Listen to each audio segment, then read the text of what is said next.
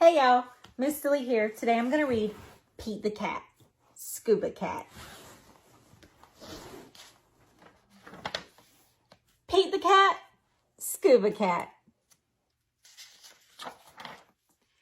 Pete the Cat is excited. He's going scuba diving! Pete puts on a mask and fins.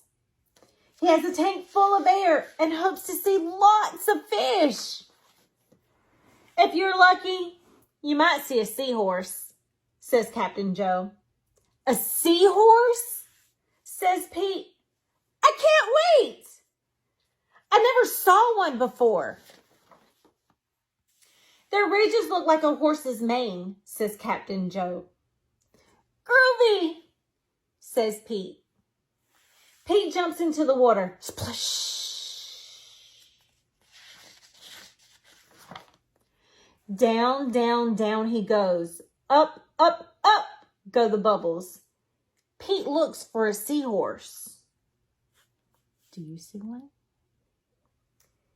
He sees a swordfish. Pete swims out of its way. Pete waves to a stingray. It has a long, skinny tail. That's not a seahorse, thinks Pete. Pete looks high and low for the seahorse. Then he feels a tickle. Pete sees a school of fish. They all look alike, except one. It puffs up. It's a blowfish. It is not a seahorse. Where could one be?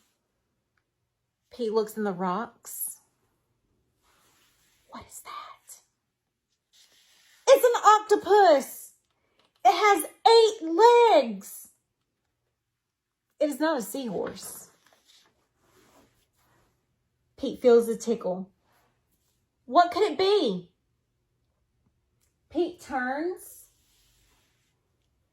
He sees a cave.